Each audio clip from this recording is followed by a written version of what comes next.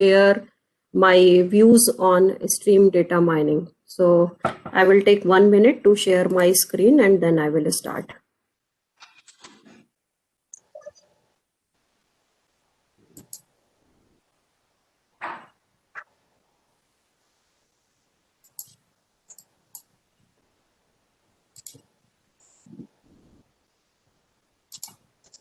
So is it visible? Yes, ma'am, it is visible. Okay, fine.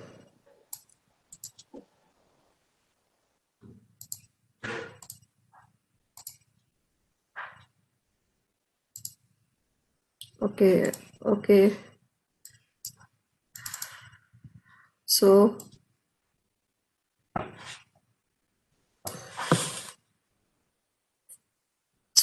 the title of the talk is Stream Data Mining Platforms, Algorithms, Performance Evaluators, and Research Trends. So basically, this machine learning is nowadays taking more and more active role in our day-to-day life. So dealing with streaming data is something which is very common and essentially required. So I'm focusing on these stream data mining concepts and how machine learning techniques are adopting to accommodate the needs of streaming data. So basically, I'm starting with a background. So the purpose of machine learning is to explore more and more knowledge. And there is a very famous quote like the only knowledge that can hurt you is the knowledge you don't have. So basically, any knowledge is important to us. So basically you can say that if something unexpected is coming, that is also very useful. Or if we are knowing something, we want to explore it further, that is also useful. But the only thing is if some variations are there, then how we can make our system foolproof? So that is really challenging task. So with the help of streaming data mining, we are trying to handle these variation part. So if we are not knowing something, it means it is a kind of variation. So maybe we are not sure, maybe it is subjected to change. So the challenge which we try to handle under this section is how to handle the variation. And what we can do, see, sometimes we cannot eliminate the possibility of variation.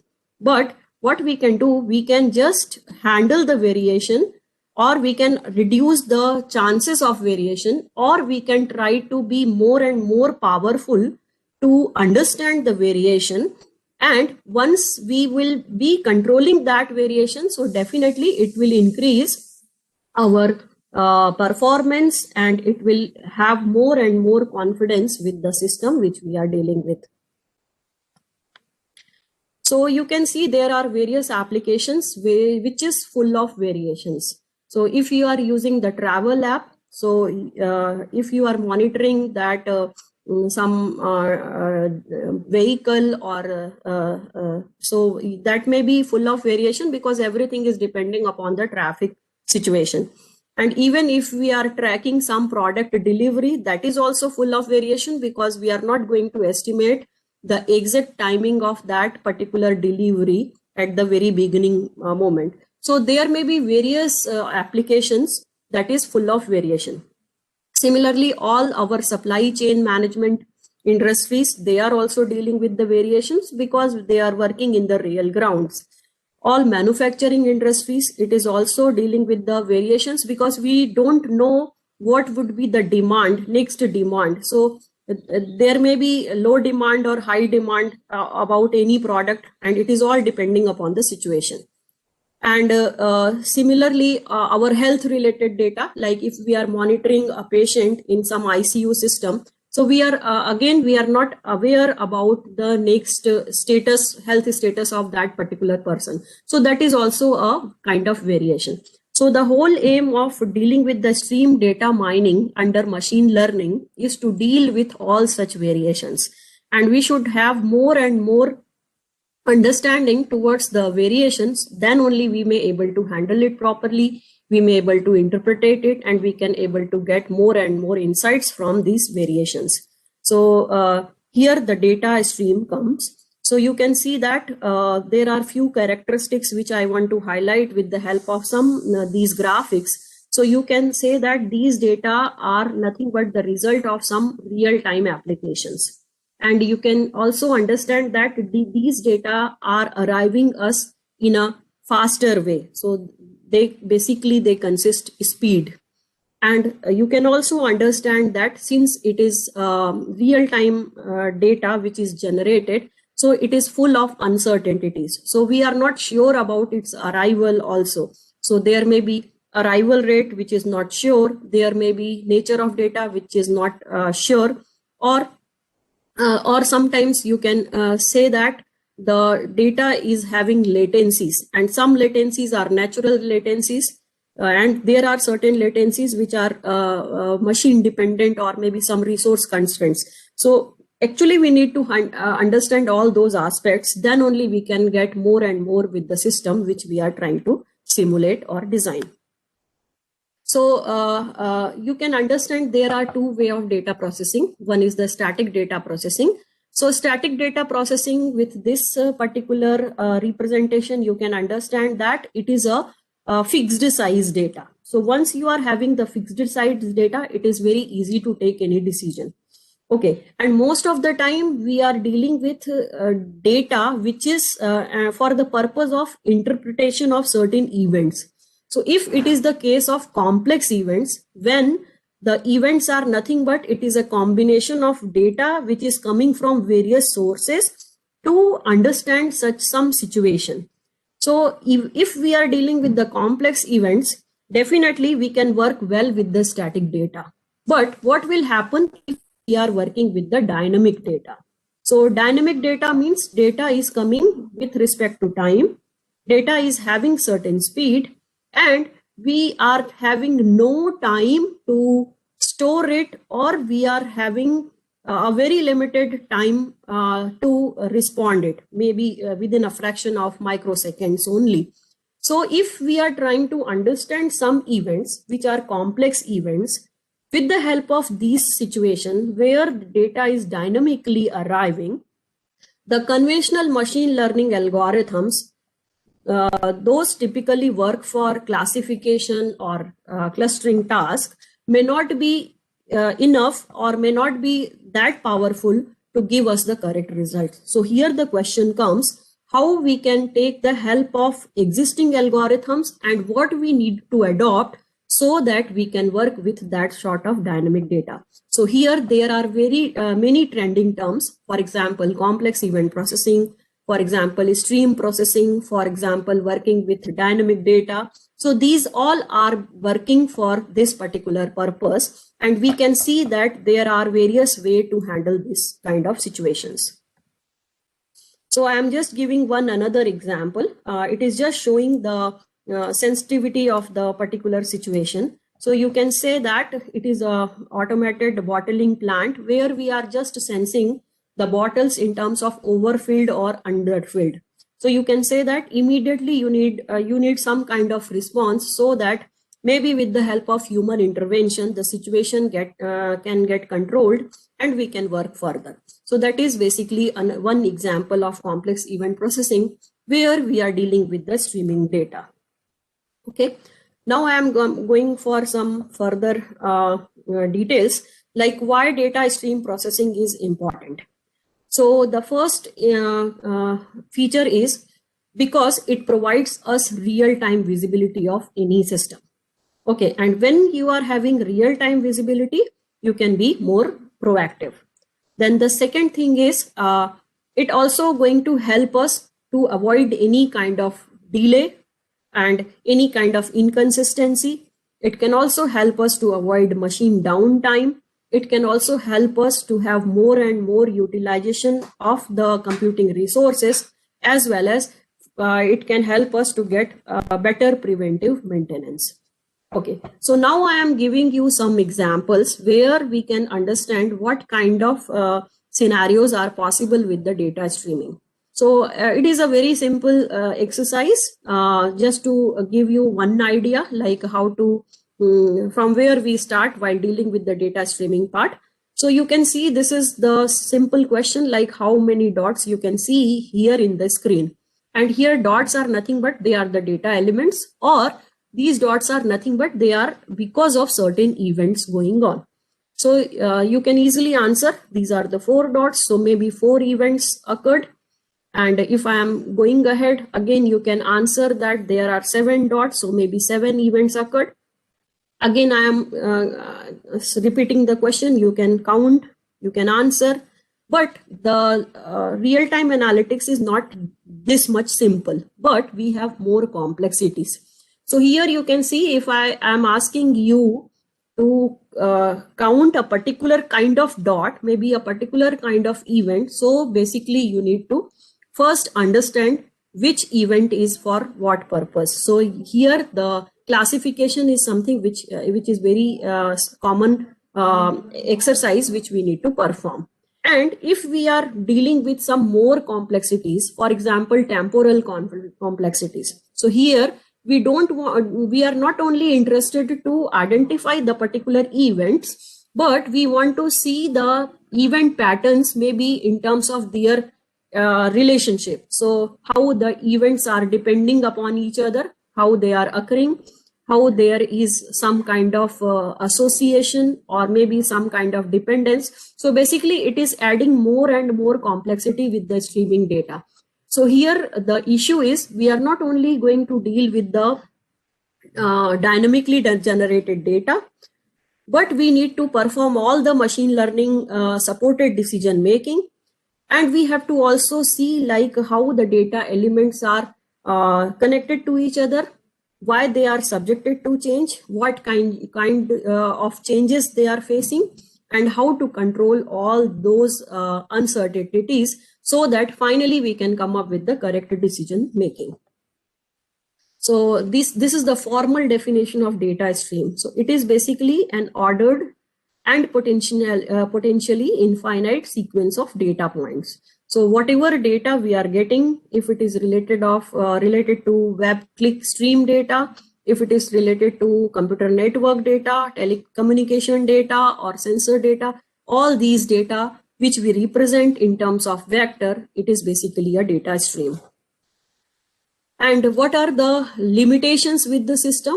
The system which we are trying to design, basically they are based on some stream processing platform.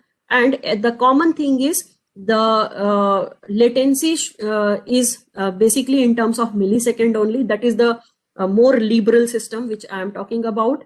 We can have more and more efficient systems. So latency may not be may not be there, or there should be truly real-time system. But yes, we need to handle millions of record per second with the latency of milliseconds. Okay.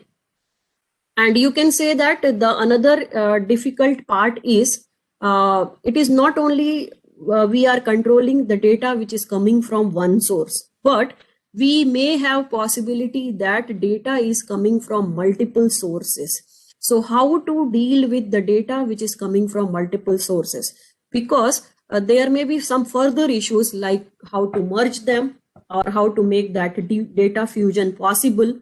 And even if we are planning for some kind of fusion so that we can take collective decision, the another issue may be how to control their data generation speed, because there may be some kind of latency even in terms of generation of the particular data. So there are various issues which are basically required to be fixed before adopting a typical machine learning algorithms, or on the basis of that issues, we need to adopt the conventional machine learning algorithms so that these all situations can get addressed in our further analysis. So I can highlight few important points so that we can proceed further. Like you all are aware that there are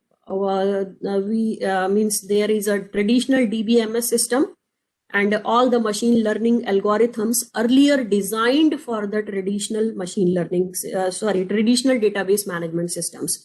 So here the constraint is like data will be stored in a particular place, and we are having all the availability of data at the time of analysis. But when we call data streams, so data streams means data is continuous, data is ordered, data is changing in nature, data is fast, and it may be of huge amount. So basically it is not available even fully even at the time of analytics. So whatever is not available fully, how we can be confident about that for some decision making that we have to manage. Okay, so since I am saying that it is a continuous data, and we assume that it would be means infinite sequence of data, we should be ready for it, and it is for most of the real-time applications, so we need real-time response.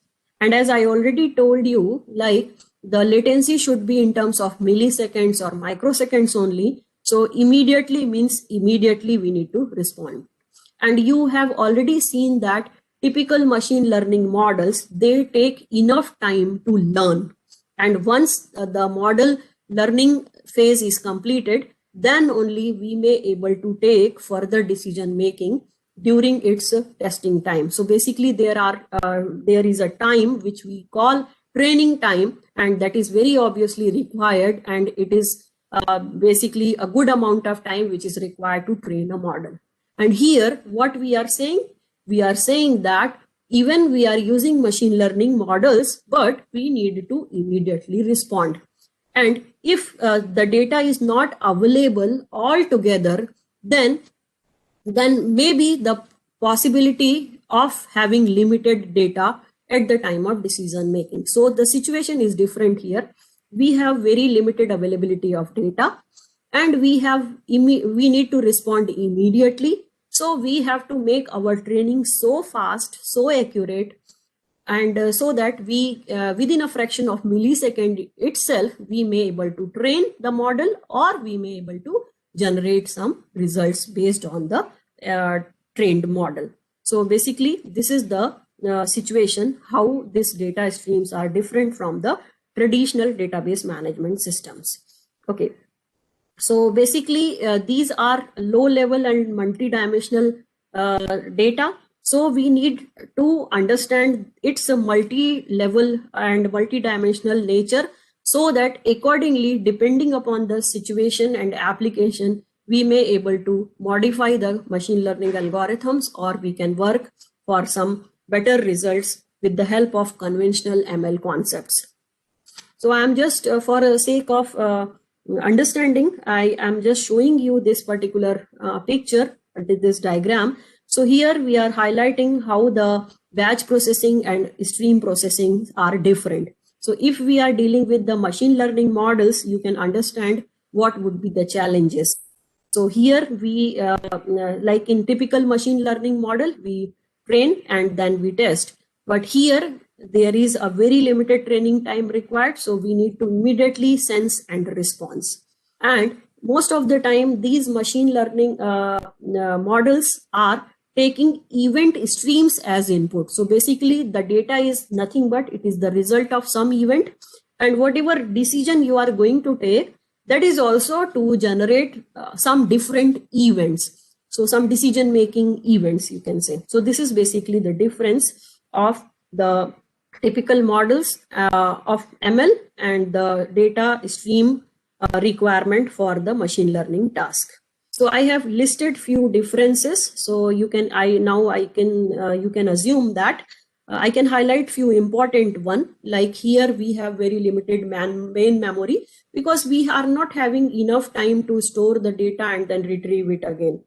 Okay, and rest you can see that we are having very limited time latency which is possible, and you can say that we are dealing with the continuous queries, and we are dealing with the variations and unpredictable nature of data.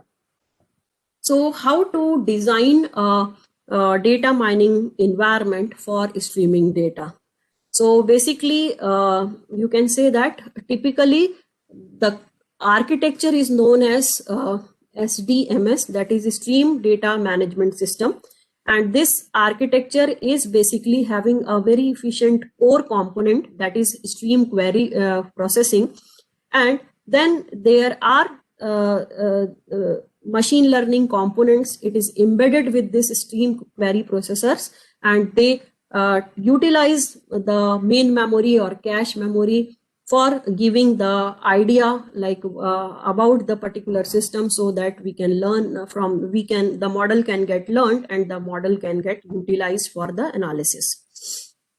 And I think the need of stream processing is like it is not only the question of being reactive, but it is a need to be proactive. So that is basically the main important theme of the of adopting stream data mining in our day-to-day applications.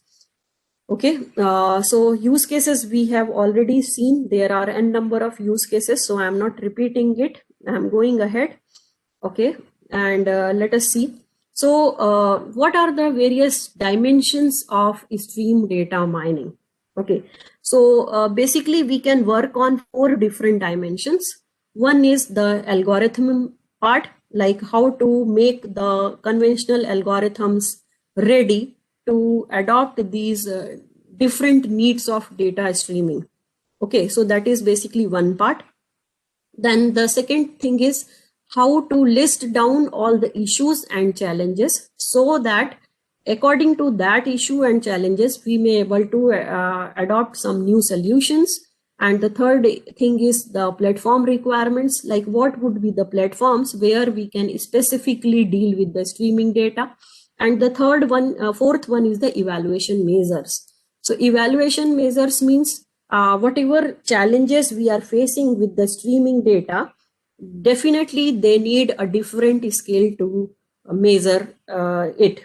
So basically how to introduce new evaluation parameters so that we can handle them efficiently for the purpose of understanding. So this is basically 4 different dimensions where we can work with the data stream mining research issues. Okay, so I am considering the first one, that is issues and challenges.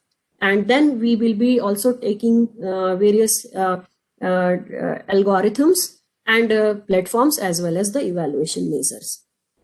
Okay, so issues and challenges. So with this diagram, I am just highlighting one aspect, like the data streams are keep changing with respect to time. So if the data is changing with respect to time, the question is how you can train a stable model. So definitely the model will not going to be a stable model, but the model should have adaptability, so that with every occurrence of new data, it may able to update, and maybe it may able to help us to classify the elements, or to cluster the elements, or to predict the next further situation. So this is the requirement. So main goal of stream mining is make sure that the constructed model is the most accurate model and up to date. And you can see the color variation. It is nothing but highlighting the nature of the data, which is continuously changing. Okay. I can have some issues. I can discuss some issues here. Like suppose this is your training sample from T1, T2, T3, T4, and this one is your test sample. And these colors are nothing but the nature of the data.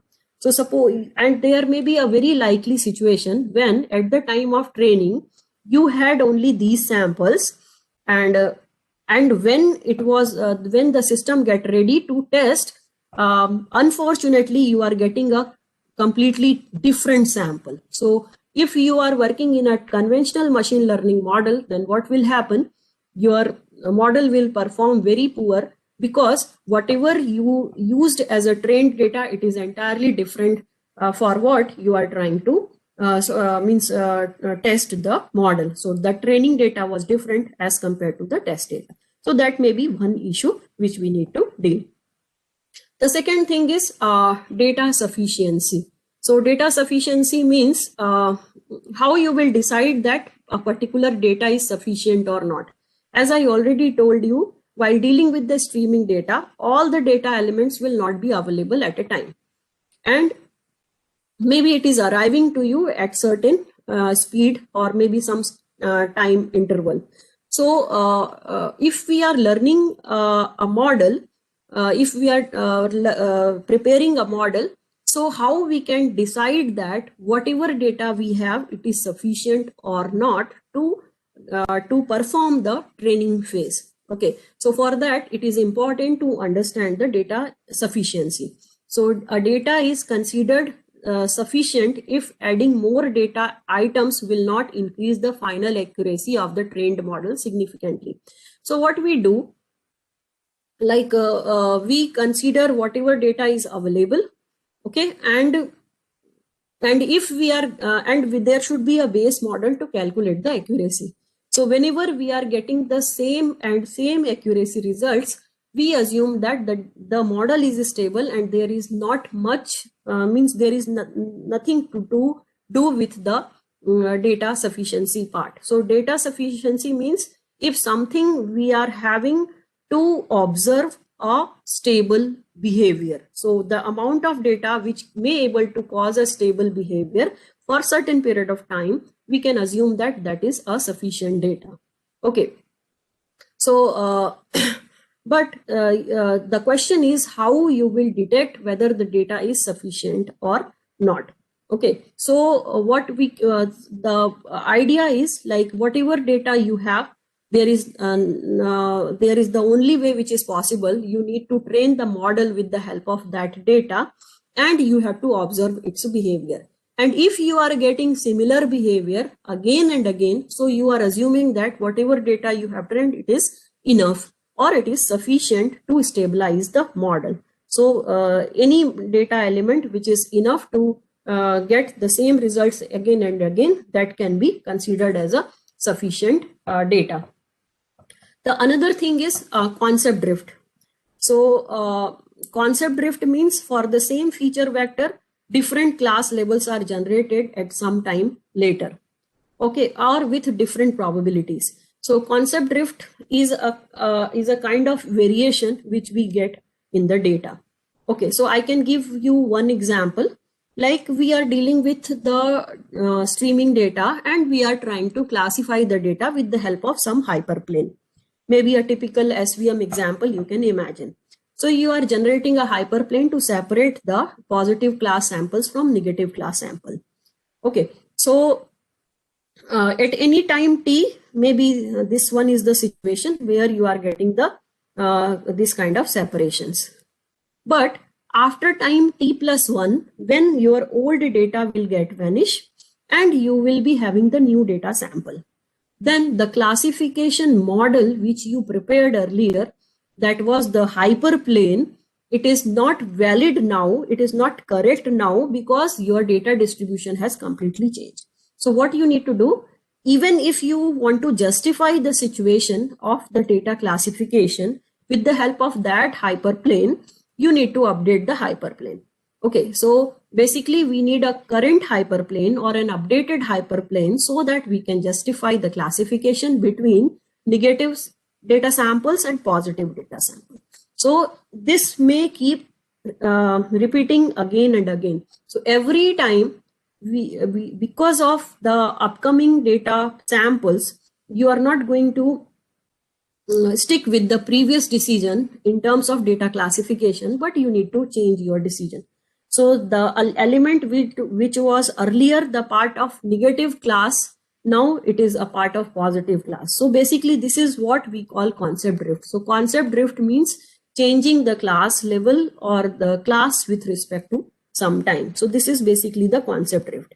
And you can understand like this, we need to understand the concept drift and we have to be prepared the concept drift and be prepared for the concept drift. And basically there are certain things which we have to take to adopt these concept drift, so that we have to understand.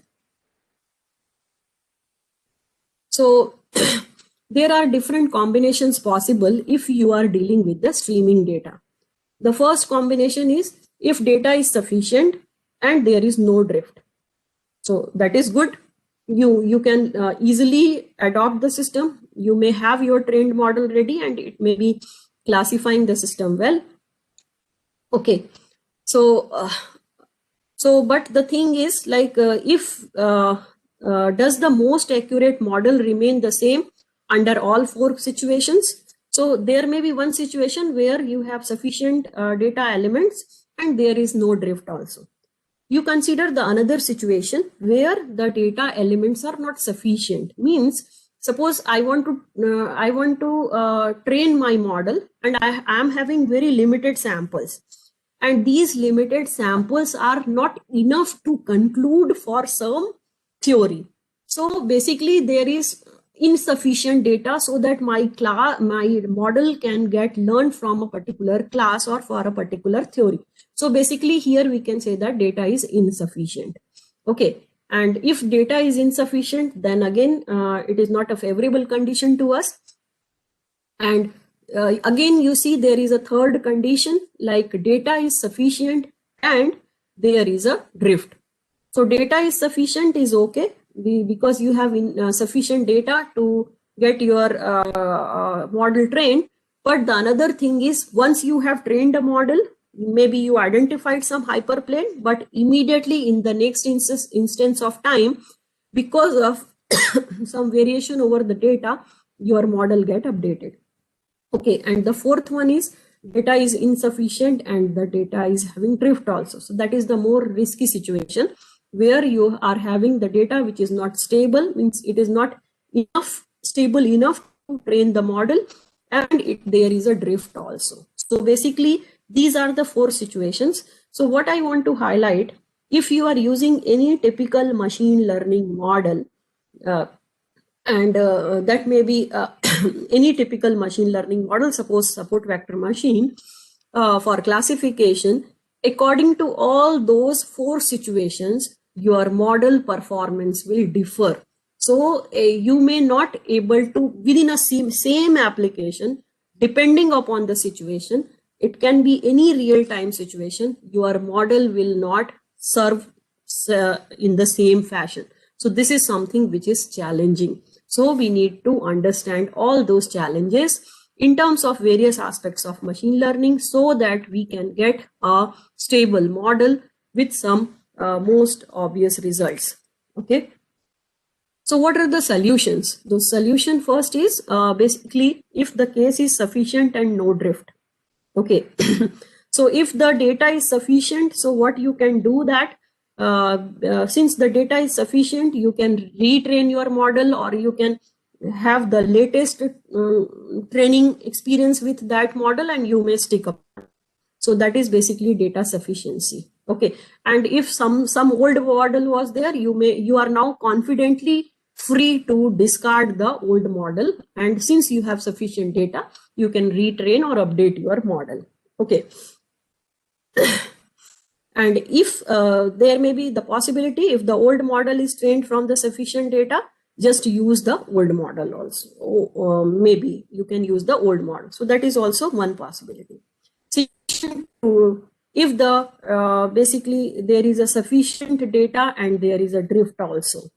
Okay, so if data is sufficient and there is a drift, then definitely you can update your model. Maybe you can train a new model from the new data. Okay. Third case, if insufficient and drift. So there may be two possibilities. Possibility one, if the old model is trained from sufficient data, keep the old model. Possibility two, otherwise combine the new data and old data and train a new model. So this is also required. Sometimes, because there was some value with the old data, we are not free to discard all the old data, but we need to accommodate the new data with old data in such a way so that we may able to get better results with the model which we are using, because we are not basically forgetting the whatever we have learned, but we are trying to adopt the new situation. We are gradually trying to forget whatever we learned earlier with the old model. So this is the third case. Fourth thing is insufficient and drift. Obviously, new data is not enough by definition. So what we can do? So if the new data is not enough by the definition, so do we rely upon the old data? or what we can do. So this is again a very challenging situation because we are aware that the situation is new, but we are not having enough data available so that we can learn from that new situation, we can update our model, and there is a drift also. So this is the worst situation which we need to handle while dealing with the data streaming. Okay, so I'm just giving a summarized view of the challenges. So the moving hyperplane is one example. Like every time your hyperplane is basically moving, so you need to update your model again and again. Okay, so there are problems like which old data items we can use. So sometimes what we do, like sometimes we get a clear separation between the data elements and we can mention them old data or new data. Okay, and sometimes we are completely new for the situation and then we have to handle, means we need to settle down somewhere with the help of certain strategies so that we can get some good results. Okay, so now I am moving further for some. So basically here you see that how we settled down here in the moving hyperplane. So because the hyperplane was moving and we need to classify the data in terms of class, positive class and negative class.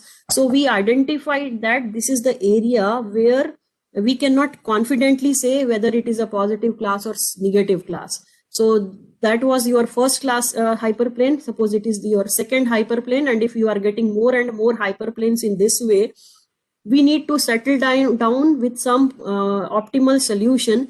Maybe you are taking a situation which can generalize the thing, means all the models. So that may be something like this. So you have taken the combination of all the hyperplanes, possible hyperplanes, and you generated some understanding so that you may able to take the collective decision. So whatever is beyond this boundary, you consider it as a truly positive class, or whatever is beyond this boundary you consider it as a truly negative class. So this is basically the way how we settle down when we are having not enough data or when we are having serious drifts with the data elements which we are trying to deal for the machine learning applications. Okay, so that is the one case which I have demonstrated, and it is in a very general aspects applicable to any machine learning. Although I have taken the example of hyperplane generation of support vector machine, but it may be applicable for any kind of classification. So we have to take some optimal solution, and that optimal solution we can take only when we are having some sufficient data available or some sufficient data instance experiences available. So now I am coming to the another concept, which is again another deriving factor while dealing with the streaming data mining. So that is concept drift. So I can give you example so that you can understand the concept drift. Okay, so you see this. This is not based on actual data, but it is just a representation purpose. I have taken this data representation. So like it is about the mobile phone uses. Okay, so suppose we want to design some kind of, suppose we want to estimate some kind of demand of mobile phone design. So what kind of mobile phones are liked by the customer? Suppose this is the situation. And we are trying to develop some model so that we can estimate the manufacturing requirements and we can also estimate the market needs and so on. So you see our early days during 2000 and 2005. So that time, that was the time when we saw the mobile devices commonly in our home. So that time, the purpose of mobile device was to use the audio call. So this blue area, you can see that major area is covered and it is representing the audio call only. There was less possibility of using it as a text message device or as a multimedia device or camera device or some mobile internet, because it was very rare. But maximum, we started using mobile phones for audio call. So 2005 to 2010, there was a new situation where the purpose of mobile phone for audio call, it get slightly limited, and the mobile phone for internet purpose, it get increased. And then you see the next 5 years, 2010 to 2015, again you see the less use in terms of audio call, and more attraction or attention is towards using the mobile internet. And you see nowadays people are concerned about any mobile device, and they are not testing it or expecting the features which are for the audio calls, but they are exploring more and more possibilities of having its mobile internet uses. So this is basically how we means how that situation get changed. So that is actually the situation of a concept drift. So concept drift problems exist in many real world situations. Okay, and here you can see the changes of behavior in the mobile phone uses. So the question is, like, in many situations we feel the same kind of variation, and that is the concept drift. So how we can develop the models for prediction, for estimation, for classification, and even if it is unsupervised mode, how we can rely upon the models over a period of time where we are aware that the situation will change or the concept drift problems are very common. So that is really very difficult to understand, and means it needs more and more updation again and again. Okay. So if we go for the formal definition, I can say that concept drift is a phenomena in which the statistical property of a target domain changes over a time in an arbitrary way. Okay. So I can say that there are two types of concept drift. One is real concept drift, and second is virtual concept drift. So I can give you the very common example so that it may be easy to understand. So real concept drift means, suppose let us take an example of Harry Potter movie series. Okay, so suppose we are the adult one, and suppose it was given a task to means we need to make some review over there. So what you can feel like, initially we may enjoy the movies because of their special effect, but after a period of time, once we get exposed, once we get bored, we are not going to enjoy that movie any further. So that is basically real concept drift. But you see the subject is same. Subject is Harry Potter movie, and our decision, even if the subject is same, our decision was earlier to classify it as an interesting movie, but now later we classified it as a you can say that boring movie. So that is basically concept drift. So real concept drift means even with the same subject, over a period of time, our preferences get changed and we classified it differently. So earlier, whatever was interesting, now we feel that it is a boring thing, and everything is remained same. Only the timeline has changed.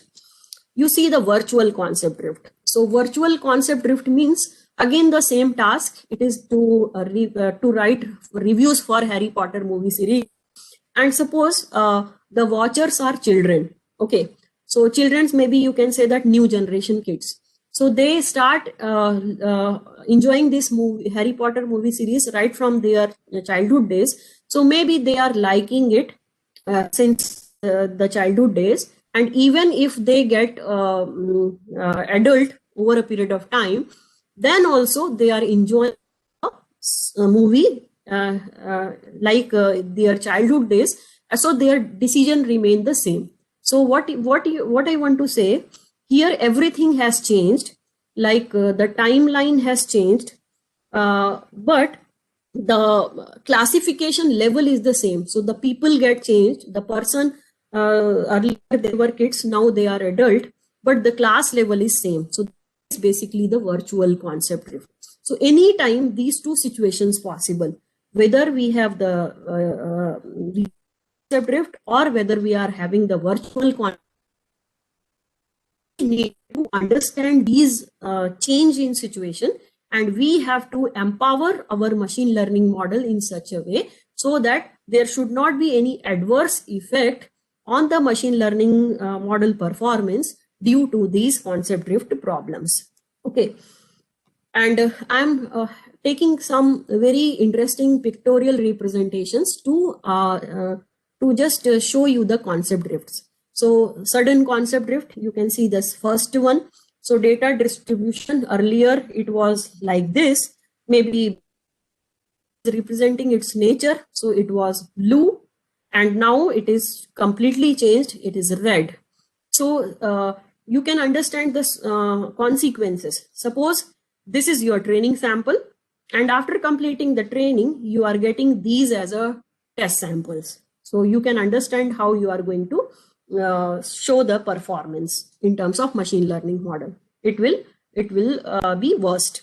Okay, so obviously the means you need to update your model, and whatever model you trained from these data, you get trained from this data may not be applicable for these samples. So this is basically the result of sudden drift. So new concept occur within a very short time, and it is entirely different from the older concept. So that is basically the sudden drift. Similarly, you see the gradual drift. So gradual drift means still there are certain features from the old concept available, but it is gradually replaced by the new concept with respect to some time. Okay, so we are losing these characteristics, which is represented here as blue, and these characteristics are becoming more prominent. So earlier, if you if you learned your model with the help of these data, gradually it will show poor response for the new upcoming data, because means the new data is having entirely different nature. Okay, then you see there is an incremental drift. So incremental drift incrementally changes to a new concept over a period of time. So incrementally means it's not losing the complete property, but yes, some part get discarded and some part can get accommodated. So basically it is incrementally suppressing the previous experience and accommodating the new experience. So that is basically the incremental drift. So again, we have to see how machine learning models can get adopted if the drift is sudden, if the drift is gradual, or if the drift is incremental. And the last case you see there is a recurring concept drift. So recurring concept drift means an old concept reoccur after some time. Okay, so that is again a case where we need to get ready for our updation in our machine learning model. See, so if I ask you some solution is for a situation, is there a common strategies to be adopted or handle them differently? So definitely we need to handle these situations with some different solutions. For example, I can very confidently say that if there is a case of sudden drift, then we are bound to discard our old model. There is no use of carrying the old model, and we need to update our machine learning model with new data sample only. That is the only possibility, because that is completely different. I can suggest one solution for this. If we know that it is a recurring concept drift, so let us prepare two models, one for this data sample and one for this data sample. And let us try to understand that drift occurrence. And whenever the drift means the drift unnoticed, we may switch the models based on the context or based on the context. So basically here there are two contexts which I have highlighted. Similarly, we have to see how to deal with the incremental drift or gradual drift. So this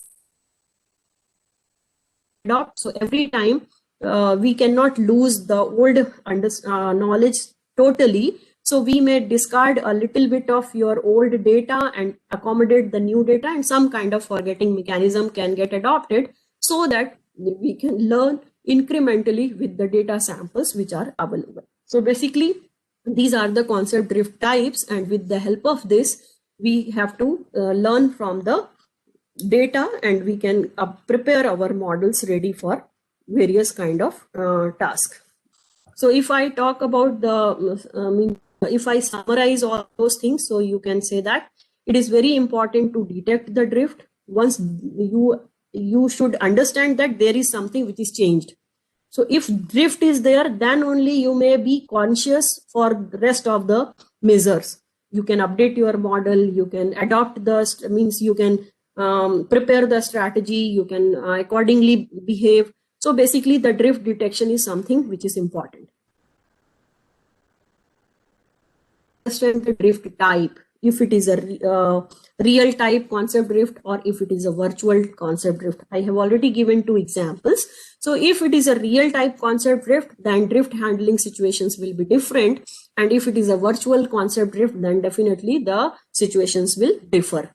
Then we have to also see the basically the cycle of the concept drift, means how they are recurring. We have to also see the severity of the concept drift. Maybe it is local or global. We have to see the predictability of the concept drift. If you understood the system well, then you may be prepared for all kind of changes. And we have to also see whether it is a abrupt concept drift or gradual concept drift. So basically, to understand the possibility of the concept drift and its consequences, which we have to handle while doing the typical machine learning task. Before going ahead, I can give one more point to think. There may be some confusion between concept drift and noise. See, concept drift is something which is natural, for which we should be ready to adopt, and noise are something which are not in a good sense. So basically, we have to discard the noise with any system, and we should be ready to adopt the concept drift. And the question is how to understand whether the changes is due to noise or due to concept drift.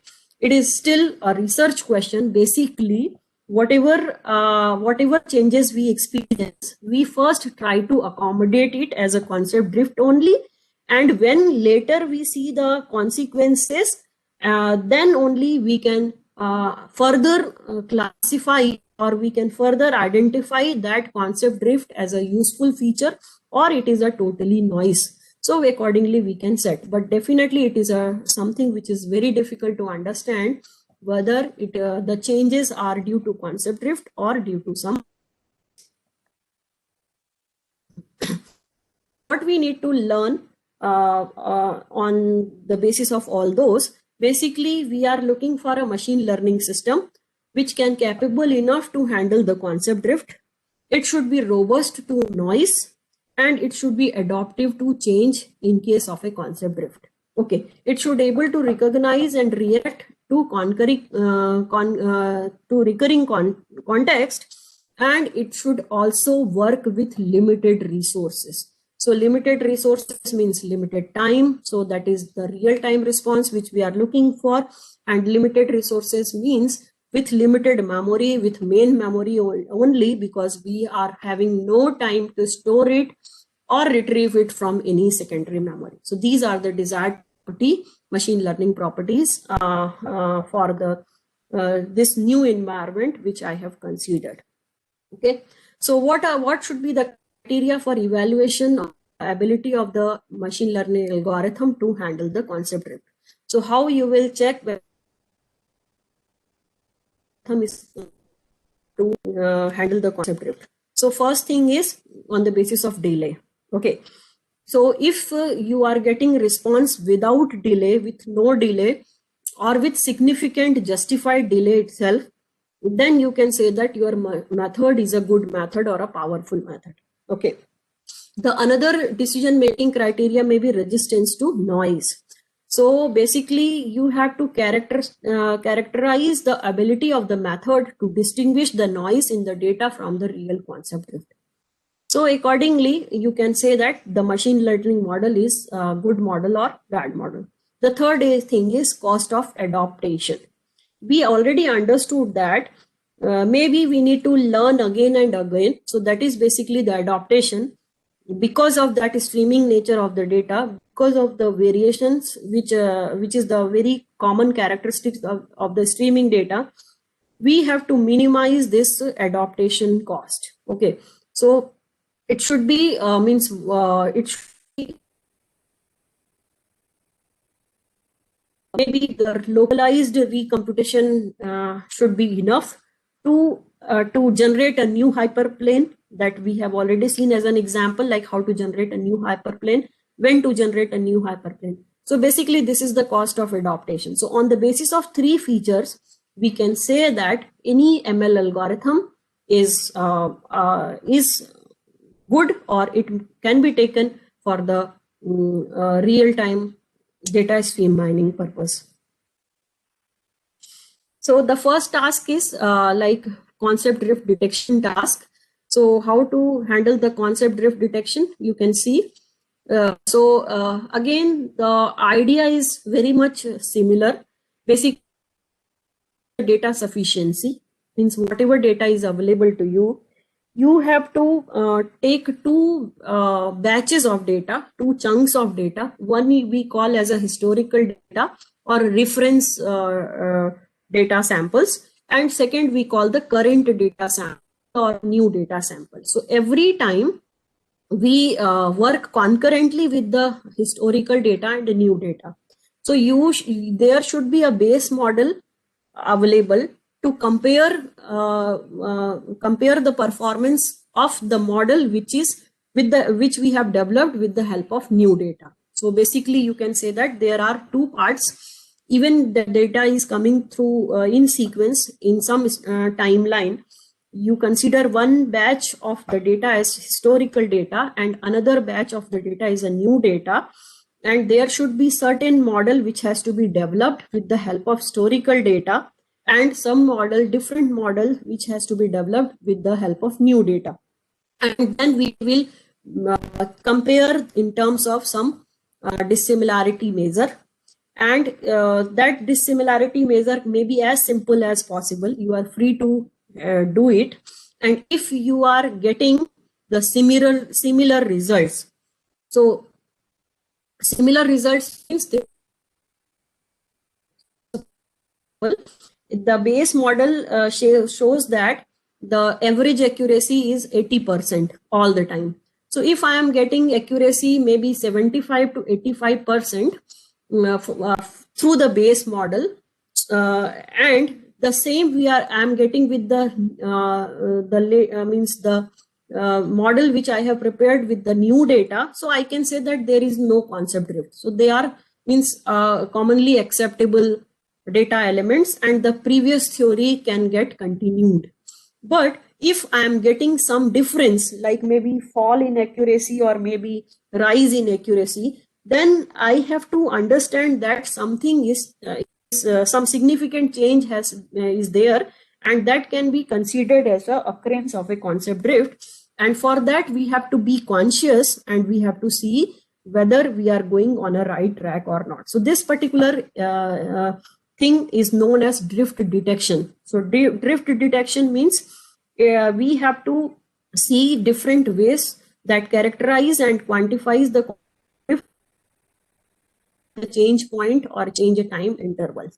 Okay, so this is basically a framework which has to be incorporated with any machine learning model. So whatever are the conventional machine learning models, they need one, you can say that early phase of understanding the data, and that phase we call as a drift detection phase. So drift detection phase is to identify the drift. Okay. Okay. Okay, so the question is like how we are trying to conclude our observation, whether there is a drift or not. So for that there are various methods. So you can compare the accuracy of the base model with the current model, or you can compare F-measure, precision, recall. Okay, so these are basically a few things which are very close to machine learning practices. Other than this, we can have some statistical measures also. So for example, if your reference data, if you are taking the average of data, and if you are taking the average of your current data samples, if they are closer together, so you can say that there is no concept drift. So whatever old model you are considering, that has to be continued. But if there are some difference, then definitely you have to either update the model, you need to retrain. So these measures has to be taken. So basically there are some sequential analysis model, that is cumulative sum approach, and then Page-Henschel test, it has to be performed to get the idea about the concept drift detection. Okay, so basically it is nothing but to calculate the change, and then the can get notified. Okay, so there are various methods. So one is the DDM, that is drift detection method. It is again having the same one, the same concept, like there are some reference values and there are current values which we have to compare. Okay, we can have, here we are taking the probability of error at time t and the standard deviation of the data elements. Okay, so so whenever we are comparing this PT and ST for some values, we can identify them, whether it is a warning signal, means no drift but it is about to come, and whether there is the actual drift situation. So with the help of this, we may able to highlight certain instances where we can identify some changes. So this is basically statistical process control based methodologies for drift detection. So anyways, there are various methods for drift detection, so we can go through. Okay, and sometimes what we do, we use clustering based techniques also. So we try to utilize the basic clustering algorithms, and we try to make clusters. So if the data samples are same, they will fall into one cluster only. But if the data samples are different, then definitely you will find out some outlier or some different cluster. According to that, you can able to identify the drift. And once the drift is identified, then only you can work out about the strategy of either changing the machine learning model, or maybe retraining the machine learning model, or maybe updating the machine learning model. So that is also a drift detection technique. Okay, so so basically clustering algorithms are utilizing the concept of k-means clustering to continuously monitor or monitor and estimate the possibility of any drift. Okay. Okay, so I'm going, there are various drift based models also. So with the help of that, we can finally calculate whether there is a drift or not. So I may share these PPTs to the participants so they can go for further details in this direction for getting more idea about the concept drift detection that has to be evaluated before adopting a particular machine learning model. The same, the another stage is like once you detected some drift, okay, now it is a time to decide the further strategy, whether the drift is minor drift or major drift. So that part we call to drift understanding phase. So drift understanding phase is basically you have to see the, you have to calculate the drift severity. So you can say that you see this particular diagram. So here, this was the normal occurrence of data and suddenly the data had changed. And again, you can see this is the normal occurrence of data. So at what difference the data is changing? So basically you need to calculate the difference also. So if the difference is less, so you can say that severity is less. And if the severity is less, then maybe with the help of some compromise of accuracy, you may carry on the previous system or the previous model. But if the severity is more, then definitely for that particular period, you may not rely upon your old model and you have to update the model. So that is basically the concept drift understanding phase. Okay, So there are various, okay, so once according to your experience in terms of drift severity, the third technique which we adopt, that is drift adaptation phase. So drift adaptation means now you understood that there is a drift. Now you understood that the drift is severe, and you also understood that the old model will not going to help for some correct classification or correct learning. So we need to adopt the model. So for this purpose, there are various adaptation techniques. One is the simple retraining. Simple retraining means maybe the new data samples, if they are sufficient enough, and even whatever will be the availability, you have to rely upon, and you have to retrain your model with the new data samples. Then second is the ensemble retraining. So ensemble retraining means you can retrain with all possible subsets of the data. For example, if I'm having the concept drift in terms of weather change, so I can take daytime data as for training a day model of weather forecast, and I can take nighttime data to model the night model of weather forecast. So that is the kind of ensemble retraining. And as per requirement, I may call these data models for my purpose. And the third one is the model adjustments. So model adjustments are also very important. Okay. So what we need to do, like sometimes when we talk about the retraining of the model, so retraining of the model means sometimes we need to replace the whole entire old model with a new model. So this is shown in the diagram. So a new model is trained with the latest data to replace the old model when the concept drift is detected. So that is very much possible. So training new model for a drift. Okay. Sometimes you see the model ensembles are required. So model ensembles means basically we can go with some ensembling technique for the recurrent drift. So recurrent drift means like if whatever I said that, like I know that there is a early morning, there is a peak afternoon, there is a evening, or there is a night, four stages of weather. If I am knowing, so I can prepare 4 models and I can use ensemble of all those models based on the requirement. So whenever correct timing, I can take the early morning model for some kind of analysis, or peak afternoon model, or late evening model, such like this. So this is the way how we can rely upon the weather forecasting models for our purpose. Okay, so this is basically the ensemble of recurring drift. Okay, sometimes what we do, we going to entirely update the model, but we are going to update a model partially. So partially means, suppose your classification algorithm is a decision tree algorithm. So it is not a case where you are replacing the entire decision tree, but you are replacing a decision tree node with a new one because of some sense that there is a concept drift. So based on that concept drift, maybe you are introducing a new class.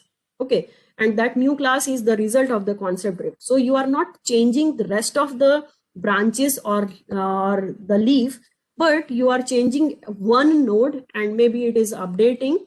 You are updating that node. So that is basically the adjusting the model for some local, you can say that, drift or some regional drift. So that is also possible. So these are the ways where we can perform the adjustments.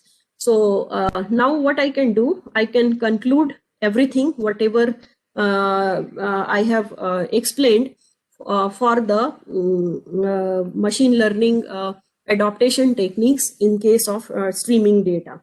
So with the help of few pictures, I am very quickly concluding it. So you can understand, if the data is coming in terms of streaming, so you have to do adaptive learning. Adaptive learning means you have to make ready your model to get adopted again and again. Okay. And the another thing is you need to identify the drift so that you may able to retrain or adopt your model on a particular correct time. Okay, so that is one thing. The another thing is you otherwise if that drift occurrence is not very prominent, then you have to update your model incrementally. Okay, so basically what are the different ways? Like there are two options. Either you can use a single classifier, any single classifier, to accommodate the need of streaming data, or you can use the ensemble of classifiers. Okay, so if we are using the single classifier, and if the drift is of triggering type, which is a kind of sudden type, so we can use the variable window options. So variable window options means the size of data chunk. So at the time of trigger, you can immediately initiate a new window and collect sufficient data from the new sample, and that would be the new data training data for your purpose. So this is the way. Another example is, suppose your streaming data is evolving in nature and it is a slow change, you can say. So what we can say, we can follow the forgetting mechanism. So forgetting mechanism means gradually we are discarding the old data samples, and you are accommodating the new sample, and you are updating the model every time for these changes. That means basically train and test will continue with every new discard and every new accommodation of your sample. Similarly, if we are having ensemble approach, so what we can do, we can identify various contexts where the data, means where the system is showing different behavior, maybe daytime, nighttime, like this. And for every context, prepare a separate model, and you may use the ensembling approach to identify the best model as per the situation. Okay, so if it is a triggering type, so again automatically suddenly you can switch from one model to another model. Okay, and if there is some dynamic ensembling approach possible, so you can be adaptive and you can combine the rules for some purpose. So basically these are the four possibilities which we can explore, and we can work for the different adaptive learning strategies. Okay, so you can see this is the way how we can work. We can work as a detectors. We are identifying the concept tree. We can work as a forgetting mechanism, where we are forgetting the old concepts, adopting the new concepts. We can work in the contextual way, and we can prepare the combination of context also. Okay, so these are the different way how we can work. Okay, I think there are few questions. Let me see. I have seen some prompt. Okay. Is there any question from any audience? Audience, if I have a question, then they may unmute and ask.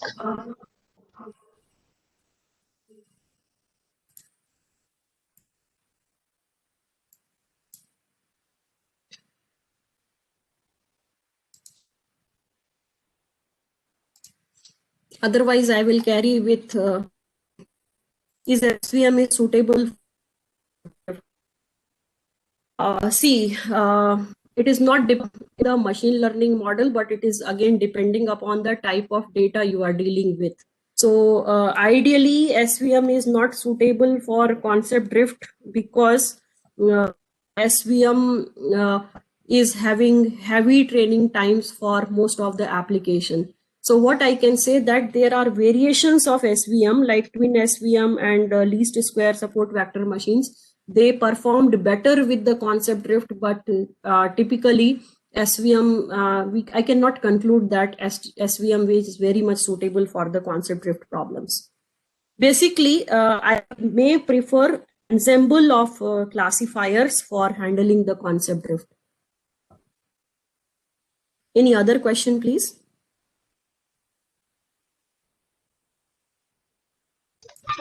or you may unmute yourself and ask if someone wants to discuss, either write in the chat box or unmute and you may ask. Yeah, actually the box is One more minimized. question. I'm not able to see it.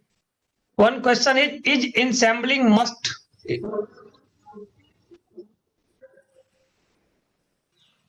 Yeah, Hello? till now ensemble approaches are the best established solution for handling the concept drift. Because even the concept drifts are basically they are full of uncertainties. So anytime if we get something very clear, it's better to prepare a particular model based on that context. So later we can create ensemble of context to handle these particular situations.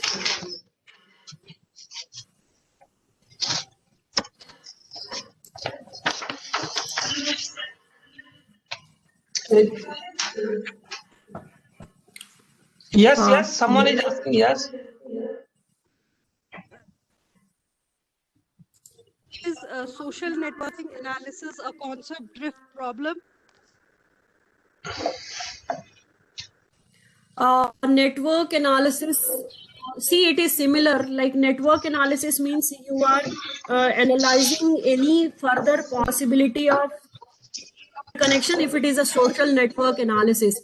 So definitely whenever we are dealing with variations, we can consider it is a kind of concept drift. The only thing is you should correlate it whether it is a real concept drift or virtual concept drift. So basically there are two possibilities. Either the data sample will change or our preferences will change. So our class level will change. Even with the same data samples, you update your class level. So sometimes if we consider in these kind of scenarios, whatever uncertainty you are dealing during the network analysis, that would be a case of a concept drift. Means it can be resemble with the concept drift concept.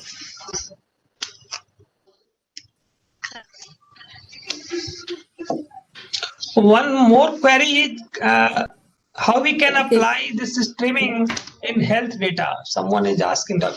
I think Lalita Misra is asking that.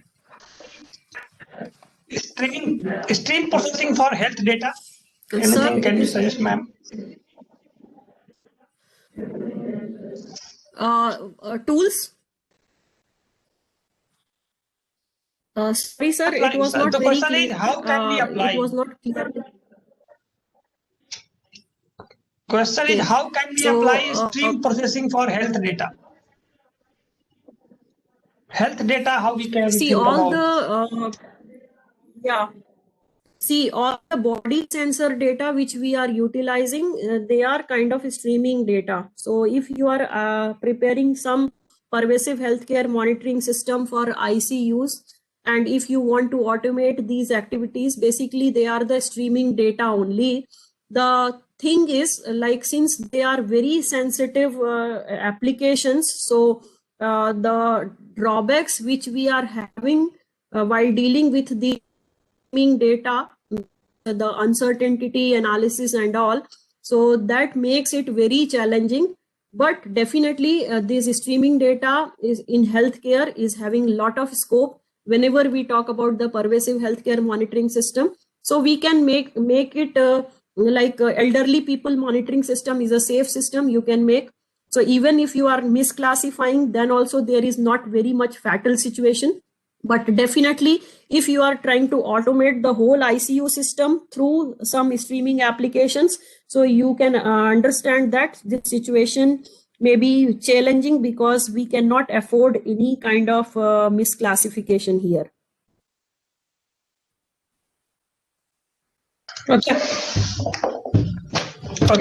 So anyone else also want to discuss anything? Yes. Sir, I can show a demo of a very recently introduced River software, that is an online data streaming software. So I can run 5 minutes video to explain everything about it. Sure, ma'am. Go ahead.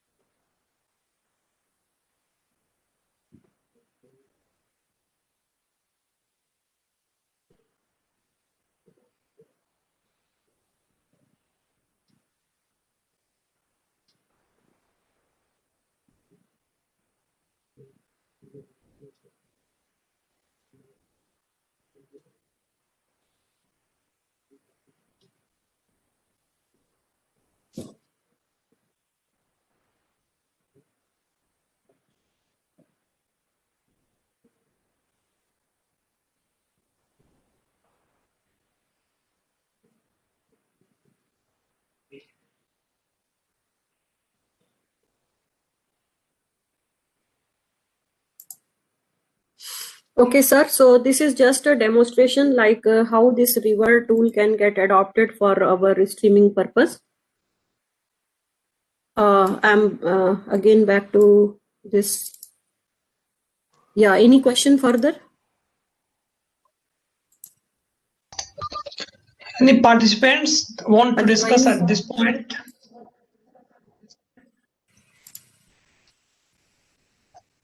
Before going to close, if someone have still any query, Madam may take that.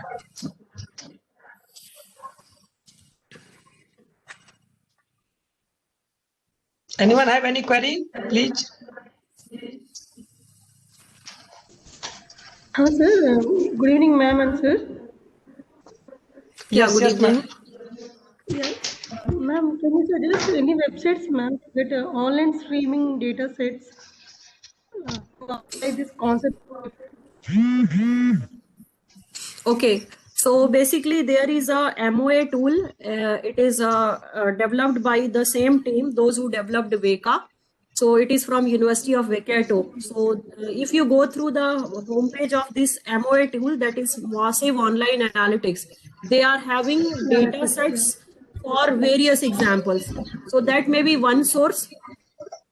If you this GitHub repository of tool, they are also having some new data sets they specially tested. And otherwise, there are very typical cover type, forest, electricity, and this flight data set. So basically, if we see the well-defined data sets, they are actually less. But if you go for any real application, you will get enough data. In streaming in nature, the only difficulty would be that data may not be clean. So that may create a problem in terms of testing the model performance. Okay, ma'am. Thank you. Okay. Anyone else have any query? Okay. So with this, yes. Okay. With this, I would like to thank Dr. Sonali Agrawal for introducing machine learning applications on streaming data. And you might have observed that streaming data sets are so huge, so that we have to make all the machine learning model to be adaptive. And we have to understand about this concept drift problem. And adaptability is one of the important issue in the machine learning. What in the day one we are saying that, because the learning is from anywhere, any data is coming, some maybe meaningful information comes out. So in the machine learning also, you can say for the adaptability purpose, never say never. We cannot say that. So adaptability with every time to get the better thing. And that either decision tree or ensembling, whatever you are going to apply. Thank you, ma'am. Beautifully explained and introduced this important concept of the research, current research, streaming data analysis using machine learning. I'm hopeful participants have enjoyed. And if you have any query, you may connect through me to madam, and we are ready to help. And I'm hopeful that many, like someone who are doing the research in that direction, will be beneficial from this. Thank you again, ma'am, for giving your valuable time and sharing your Thank you, sir. expertise in that area. Thank you, ma'am. Thank you for giving your talk. Thank you. Okay. Thank you, sir. Thank you, all the participants, for patient hearing. All the best, everyone. Bye. Thank you. So now, today we are going to stop today's session, and tomorrow again we will meet sharp. Lecture will start at 10, even though Webex link I have opened at 9:40. So lecture will start at 10 a.m. So tomorrow, one talk by Dr. Manish Okade from NIT Rourkela, another talk by S. Murala from IIT Ropar on the generative adversarial network. And one more talk and the evening slot will be taken by me itself, where I will talk about some optimization and also transfer learning and meta learning I'm going to introduce to you. So that's all for tomorrow's schedule, 3 lectures. So, Krishna sir, thank- Krishna sir, yes, yes.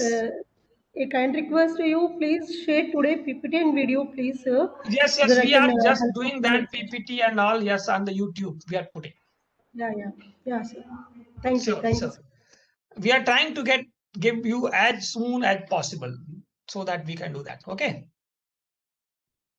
Anyone? Okay. So we'll meet again. Till then, good night and good evening and enjoy. We will meet tomorrow. Apart from that, if you come up with the query and if possible, I will try to handle those issues if we can. If I can, definitely I will try to do that. Yes. Sir, where Yes. you will post this material, content, PPTs and We all? are posting right now YouTube link we are sharing. So one by one we are taking the consent from the experts, and once I got that, then I am posting their lecture on the YouTube. Okay. Okay, sir. Okay. So already some we have posted. The moment we are getting all the same time, I will post on that YouTube channel. Okay, thank you, sir. Thank you. Okay. Thank you. Okay. Good night. Good night to all of you. We'll meet tomorrow morning. Till then, Good night, thank sir. you. Good night, sir. Thank you, Good sir. night. Very nice session, sir. Thank you. Thank you, Neeraj. Thank you. Sir, good night, sir. Okay, bye. Good night.